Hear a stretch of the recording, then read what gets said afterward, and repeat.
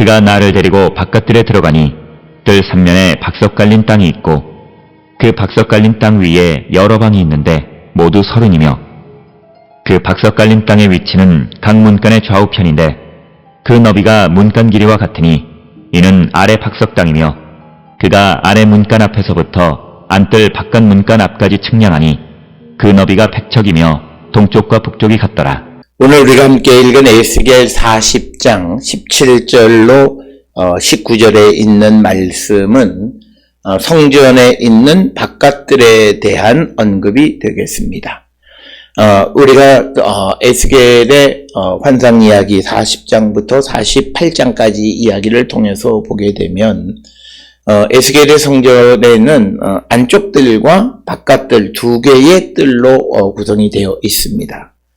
그러나 이 안쪽들과 바깥들의 규격이나 특별히 이것들의 기능에 대해서 정확하게 언급되어 있지는 않다라고 하는 것입니다. 그래서 일반적으로 우리가 추정하기로 안뜰, 안쪽에 있는 뜰은 주로 제사장과 같이 제사에 참여하는 사람들을 위한 공간이 되겠고, 그리고 바깥들은 일반인들을 위한 공간으로 보통 이렇게 이해를 하게 되어집니다.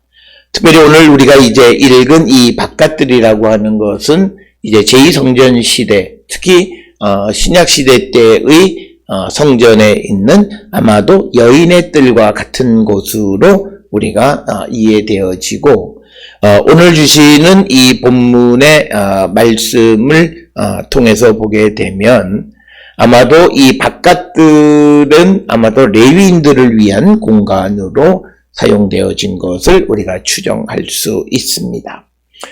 오늘 주시는 이 본문의 성경을 통해서 그 성전의 구조가 아주 복잡하게 되어 있고 여러 다양한 구조로 되어져 있고 그 부분마다의 특별한 의미와 역할, 기능 이런 것들을 언급하게 되어진 가장 큰 이유는 우리가 성전의 거룩함을 지켜가기 위한 것이다. 그래서 성전에 어떤 문을 사용하고 또 그 성전에서 맡은 일에 따라서 그들이 접근하는 그 지역이 차별이 생기고 하는 것은 우리가 그 어떤 성전의 가장 거룩함을 지켜가기 위한 하나의 방편이다. 그래서 우리가 꼭 기억을 하셔야 되는 것은 성전은 안으로 들어가면 들어갈수록 더 거룩한 곳.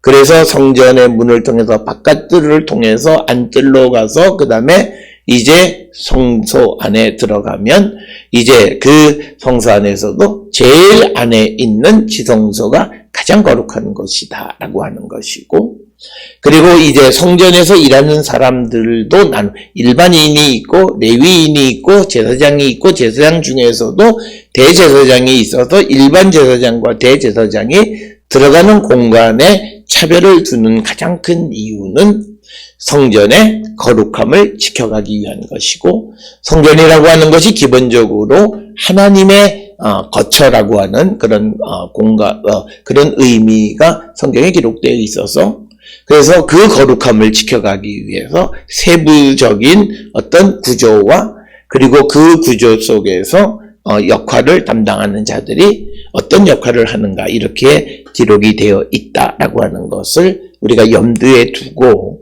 이 에스겔 40장부터 48장까지 성전에 관한 구조적인 건축학적인 관점에서 우리가 접근하면서 또 그 안에 있는 신학적 접근을 우리가 해야만 한다라고 하는 것입니다.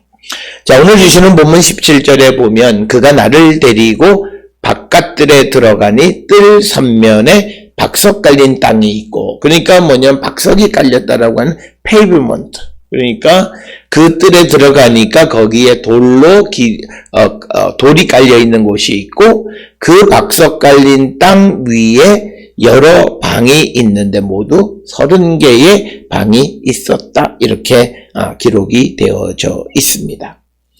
특별히 바깥들에 있는 30개의 방이 어떤 역할을 하느냐라고 하는 것에 대해서 오늘 우리가 읽은 17절로 19절에서는 언급을 하고 있지 않습니다. 그러나 우리가 느헤미야 13장이나 이런 다른 성경 구절들을 통해서 보면 아마도 이 바깥들에 있는 30개의 방은 어떤 성전에서 제사를 드릴 때 필요한 물건들을 보관하는 어떤 보관 창고 역할을 하지 않았을까라고 하는 그런 주장을 할 수도 있고, 또 어떤 주석가들은 이 방이 사람들을 만나거나 또는 여기에서 어떤 작은 연회 같은 것들을 개최한 장소이다, 이렇게 주장하는 사람들이 많습니다. 특별히 우리가 어떤 가설이 많은 것은 그만큼 그것의 본질을 알지 못한다는 뜻이에요. 우리가 자칫 잘못 이해하면 어떤 가설들이 많으면 막 가설을 열거하면 사람들이 마치 그것이 학문적인 것 같지만 그것은 그만큼 학문성은 약하고 진실성은 그만큼 더 떨어지는 것이다. 진실은 하나죠. 그래서 오늘 주시는 이 본문에서도 박석 깔린 땅 위에 여러 방이 있는데 30개의 방이 있는데 그 방의 기능, 사이즈, 그러니까 규모 이런 것에 대해서는 전혀 언급이 없다라고 하는 것입니다. 그러면서 18절에 박석 깔린 땅 위에 땅의 위치는 각 문간의 좌우편인데 그 너비가 문간 길이와 같으니 이는 박석 아래 땅이다, 이렇게 기록이 되어져 있고, 오늘 주시는 본문의 말씀에 보면 그 문간이라고 하는 것이 등장을 하는데, 이 문간이라고 하는 것은 이제 34절에 그 8층계 밑에 있는 어떤 그런 문을 의미하는 것으로 보통 이해를 합니다. 그러면서 이제 19절에 그가 아래 문간 앞에서부터 안뜰까지 문간 앞까지 측량하니 그 너비가 백척 동쪽과 북쪽이 같더라, 이렇게 되어 있습니다. 그러니까 바깥뜰과 안뜰 사이의 거리가 100척이나 떨어져 있다라고 하는 겁니다. 그래서 우리가 지난 시간에도 담이 두껍고 높이가 높은 것, 그리고 안뜰과 바깥뜰 사이의 거리가 100척이나 되는 이런 거리를 두는 것은 부정으로부터 보호하기 위한, 그래서 가급적이면 덜 거룩한 것과 거룩한 것의 그 거리를 많이 띄워놓은, 그래서 이 말씀을 통해서 우리에게 주는 것은 거리가 멀어지면 멀어질수록 그것의 어떤 그 부정의 영향력은 약화되어진다라고 하는. 그래서 길이와 거리에 의해서 그 부정이 전달되어지는 그 범주가 제한되어지는 것을 우리가 볼 수 있습니다. 그래서 100규빗 정도 된다, 이렇게 기록이 되어져 있습니다. 따라서 오늘 주시는 17절로부터 19절에 있는 말씀은 이제 바깥들에 관한 그런 언급이지만, 그러나 이것이 구체적으로 어떤 역할을 하고 했는가라고 하는 것에 대한 구체적인 언급은 없지만, 그러나 안뜰, 바깥뜰 이렇게 중첩적인 역할을 하는 장소들을 마련한 것은 정화의 개념, 그리고 거룩 성전의 거룩함을 지켜가기 위한 것이다 라고 하는 것을 우리가 기억하시고, 우리가 기억하셔야 되는 것은 이제 하나님께서 에스겔에게 이스라엘의 부정함을 제거하고 거룩함을 다시 세우신다라고 하는 그런 관점에서 보게 되면 더더욱 오늘 주시는 이 말씀들을 통해서 어떤 그 부정으로부터 영향을 덜 받게 거리를 띄워놓은 것을 볼 수가 있습니다. 그래서 바깥들이 나중에 시대에는 여인들이나 일반인들이 오는